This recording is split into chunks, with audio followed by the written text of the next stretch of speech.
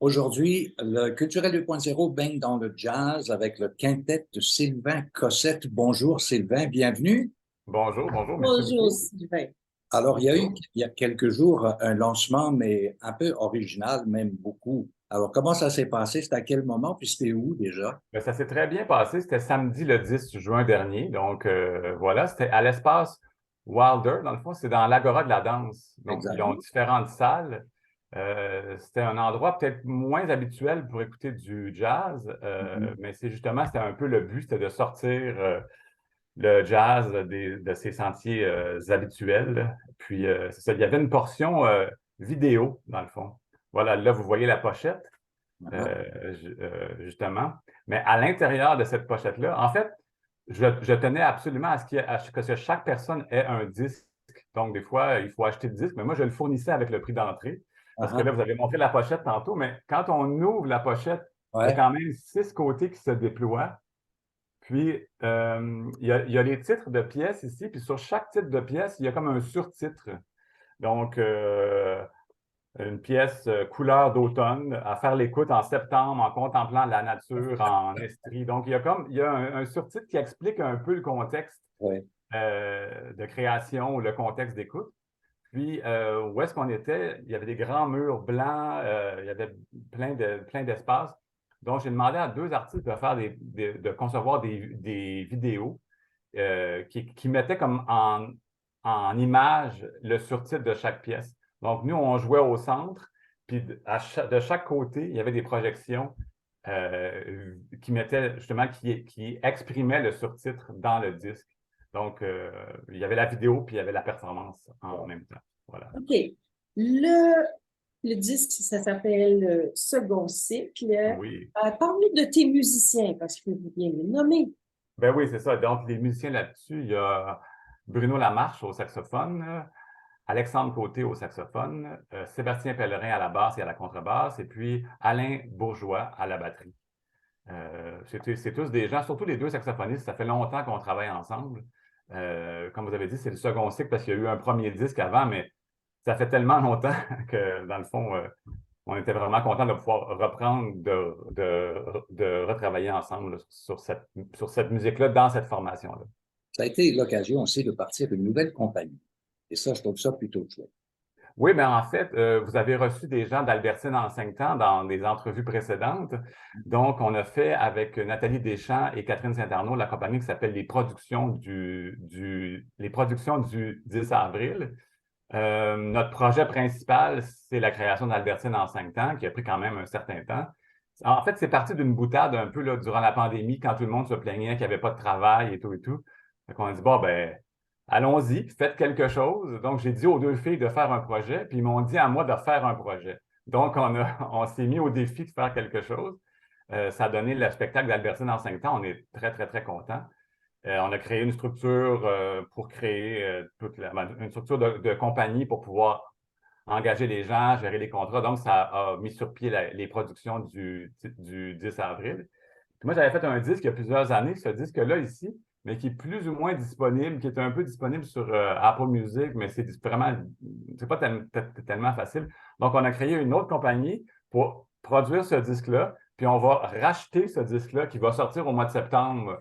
Donc, finalement, on va pouvoir avoir le contrôle sur les deux disques, puis j'espère, en fait, en produire d'autres parce que c'est ça, c'est un peu le but, Les c'était productions, de se donner les moyens de les créer des projets dans le productions fond. du 10 avril, c'est donc Nathalie Deschamps qui était conjointe, mais qui était aussi la metteur en scène d'Albertine en 5 ans, Exact. de Oui, Catherine Saint-Arnaud, qui est une formidable chanteuse soprano, qui est une des Albertines exactement, oui. en 5 ans. Et toi qui travailles aussi à titre de quoi sur le Albertine en 5 ans? Ben, je veux pas que ce soit un titre pompeux, mais je suis le directeur général, dans le fond, Ah, de voilà. cette compagnie-là. Donc, on l'a mis sur pied, c'est moi qui s'occupe. Ben, en fait, je dis que je veux pas que ça ait l'air pompeux parce que c'est un projet féminin, Albertine en 5 Ben, ans. Oui. voilà, Donc, je veux pas être exactement. le seul gars qui gère les filles, mais Ouais. c'est un... techniquement, c'est un peu ça qui se passe, mais bref. c'est tellement un beau projet, donc c'est avec plaisir que Moi, tout ça. j'appelle ça avoir le sens des affaires. Oui. Parce que dans le milieu culturel, c'est pas toujours le cas. Et là, vous avez pris des choses en main et vous en arrivez à créer 3 entités qui, en principe, émanent d'un projet initial. Alors ça aussi, j'aime ça parce que ça veut dire que le monde culturel est pas si que ça. On est proactif. Oui, on crée nos exactement. propres emplois, finalement. Ben complètement. Puis au départ, c'était vraiment ça le but, c'est de se créer nos propres emplois. Mais on s'est fait prendre au jeu parce que la production d'Albertine, c'est devenu assez gros. Donc, on engage beaucoup de monde. Donc, on est vraiment générateur de travail pour beaucoup de monde. Et puis, lors du lancement du disque samedi dernier, ben, c'est moi, puis cette fois-là, qui se retrouvait peut-être plus au centre, mais j'avais toute la même équipe d'Albertine qui se retrouvait à travailler. Donc, c'était vraiment un échange. Même c'était très, très, très touchant de voir ça. Puis, la mission des productions, c'est aussi d'essayer de décloisonner un peu, de pouvoir offrir des spectacles différents. On est habitué de voir l'opéra dans des salles d'opéra, dans des salles spécifiques, là, qui sont plus spécifiques à ce genre de produit-là. Nous, on le fait dans des salles plus petites, plus près des gens. On le fait voyager à travers le Québec. Donc, il y a eu une tournée au mois de mars et avril. Il y a une autre tournée qui commence au mois d'octobre et novembre. Donc, on essaie de faire voyager un peu la musique autrement. Un peu la même chose avec le lancement du disque et le concert qui a suivi. On n'était pas dans un lieu qui était habituellement dédié pour le jazz, donc dans une salle de danse avec des projections. Puis, le public qui était là, il y avait beaucoup de gens qui nous avaient suivis dans les représentations d'Albertine. Donc, je me dis, mon Dieu, on a comme drainé ou traîné des gens qui, normalement, vont voir des concerts classiques. Je vous avouerais qu'au départ, j'étais un peu inquiet, mais c'était merveilleux. Tout le monde était content de pouvoir partager des expériences différentes. Donc, je pense que, comme vous dites, on a créé 3 entités pour se créer du travail, mais ça nous dépasse, là. On essaie de... Ça va créer quelque chose aussi, puis ça nous permet vraiment de décloisonner un peu c'est ça, les publics, puis le genre de spectacle qu'on souhaite offrir. Voilà. À la première écoute, Sylvain, moi, le premier flash que j'ai eu, ce qui m'est apparu, c'est comme un peu free jazz. Tu sais, le free jazz qu'on a connu bon, dans les années 50-60. Je pense qu'il y a un peu de ça aussi, à moins que je me trompe. Non, oui, effectivement, il y a beaucoup d'improvisation. Il y a des pièces, je pense que l'évocation des titres et des surtitres, c'était là aussi pour générer comme euh, un esprit créatif pour les gens qui interprètent aussi. Donc, pour les gens qui écoutent aussi, mais je veux dire, des fois, on présente des pièces à des musiciens, puis bon, ils vont lire la partition, puis ils essaient de trouver un angle d'attaque un peu pour la partition. Donc là, s'il y a un titre, un surtitre, une mise en contexte, ils sont capables d'élaborer un petit peu plus. Puis comme c'est des gens avec qui je travaille depuis un certain temps, donc ça allait de soi. Il y a des choses un peu traditionnelles, par exemple, où est-ce que c'est la forme avec des solos, mais c'est vrai qu'il y a certaines parties où est-ce qu'il y a des envolées un peu plus libres. Et puis, non, très, très, Moi, très ça me satisfait. rappelait Coltrane un peu, tu sais, le Ah travail. oui, oui. Puis, en fait, là, les mauvaises langues vont dire que le jazz n'a pas évolué depuis la fin des années 60, mais bon, mais c'est vrai que le jazz actuel ne peut pas faire abstraction de ce qui s'est passé auparavant. Donc, c'est sûr qu'on entend des influences de Coltrane, des influences de Miles Davis dans les années 60, des choses un peu plus modernes. Il y a de la musique un peu rock. Donc, on ne peut pas faire abstraction des 50, 60, 70 dernières années. Et puis, donc, c'est sûr que ça se retrouve dans cette musique-là créée maintenant. Puis il faut dire, Sylvain, que tu es à la guitare, mais c'est toi aussi qui as composé les pièces. Oui, c'est ça. La composition des pièces. D'ailleurs, avec cet ensemble-là, la guitare n'est pas nécessairement au centre. Il y a beaucoup de saxophones. Il y a 2 saxophones. Donc, c'est mes créations. Il y a de la guitare. Mais ce n'est pas nécessairement un album où est-ce que la guitare va être vraiment principalement au centre de l'écoute. Donc, il y a beaucoup de place pour les autres musiciens. En fait, c'est justement, on en parlait. Peut-être que pour un prochain projet, on pourrait faire un projet en trio, guitare, basse, batterie, où est-ce que là, il y aurait la pleine mesure des sons. Mais là, on est vraiment dans un endroit où est-ce que l'écriture est... Surtout, étant donné que dans le groupe, on a 2 sax, il y a beaucoup d'harmonie, il y a beaucoup de chants, contre-chants qui peut se faire.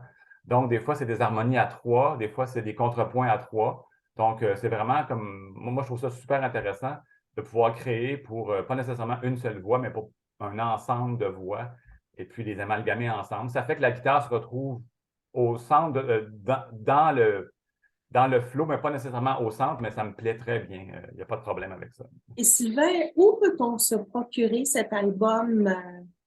Ben là, il est disponible sur toutes les plateformes de diffusion, donc Apple Music, Spotify, bon bref, il y en a toute une série. Même que je vous dirais qu'il y a des plateformes que je ne connaissais pas moi-même, mais bon, il y avait peut-être une trentaine de plateformes où est-ce que c'est disponible. Sur le site de Sylvain Cossette Jazz, sur le site des productions du 10 avril, il y a des albums physiques qui sont à vendre. Donc, si vous cliquez à différents endroits, vous allez avoir un peu les... Alors, il est sûrement question, Sylvain, de tourner. Bon, on est à l'aube du Festival de jazz de Montréal, mais c'est pas le Oui. seul festival. Il y en a plein, il y a Rimouski, bon, etc. Ottawa, bon. Mais est-ce qu'il est en dehors de ça? Est-ce qu'il est question d'une tournée à travers le Québec? Ben oui, il est toujours question de ça mais en même temps, le moment du lancement ou le timing était un peu particulier parce que là, on lance le 10 juin, quelques semaines avant le début du festival. Donc, il est certain que pour cette année, on ne peut pas s'intégrer au festival. Il aurait fallu négocier ça l'année dernière, tout simplement. Donc, il faut dire que l'album a été enregistré, ça fait plus qu'un an. Mais il y a eu la merveilleuse aventure d'Albertine qui nous a occupés, dans le fond, dans les 2 dernières années. Donc, on n'a pas voulu mettre les deux projets en même temps. Donc, tout ça va aller plus vers l'automne. Donc, on va pouvoir avoir, il y a certaines négociations qui sont encore en train de se faire, mais automne et printemps, vous allez pouvoir suivre ça sur le site sylvaincossetjazz.com. Là, on regarde le disque, mais j'aimerais savoir qui sont les créateurs de la pochette et des Oui, c'est illustrations vrai. Donc, la pochette, graphiques. c'est Marin Blanc. Donc, en fait, on a gardé encore une fois la même équipe. C'est pour faire une espèce de suite logique avec. Donc, c'est la personne qui a fait les affiches et la création de l'album d'Albertine en 5 temps. Donc, tout le visuel des productions d'Albertine, de l'album d'Albertine avec Atma. Donc, c'est la même personne qui a fait la même continuité un peu. Donc, il y a beaucoup de collages, de déchirures, de petits éléments qui sont ajoutés ensemble. Ça se prêtait tellement bien. Je disais, écoute, il y a 9 pièces qui sont 9 petits morceaux. Donc, ça va avec le collage de morceaux. Donc, l'intérieur de la... En fait, c'est vraiment ça la blague parce que je disais, je vous ai offert un disque à tout le monde samedi, mais personne ne va l'écouter. Dans le fond, tout le monde va aller sur la plateforme ou dans sa voiture ou sur son cellulaire. Mais faites juste l'effort d'ouvrir la pochette peut-être au moins pour admirer le visuel parce que ça fait Montre-le un petit partie peu. aussi. Montre-le un petit peu parce qu'on le voit mal. OK, parfait. Ah, c'est bon, ça. J'adore ça.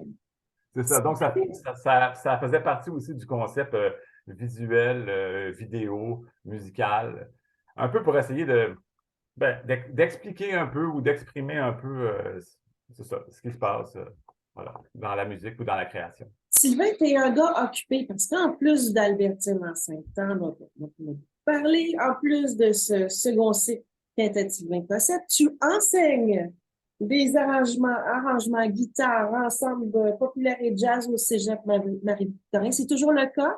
Oui, c'est toujours le cas. Dans le fond, on a fait, en fait, Nathalie Deschamps et moi avons travaillé beaucoup avec des étudiants de cégep dans un contexte scolaire au Cégep Saint-Laurent, au Cégep Marie-Victorin. Nathalie a fait beaucoup de mise en scène dans les universités.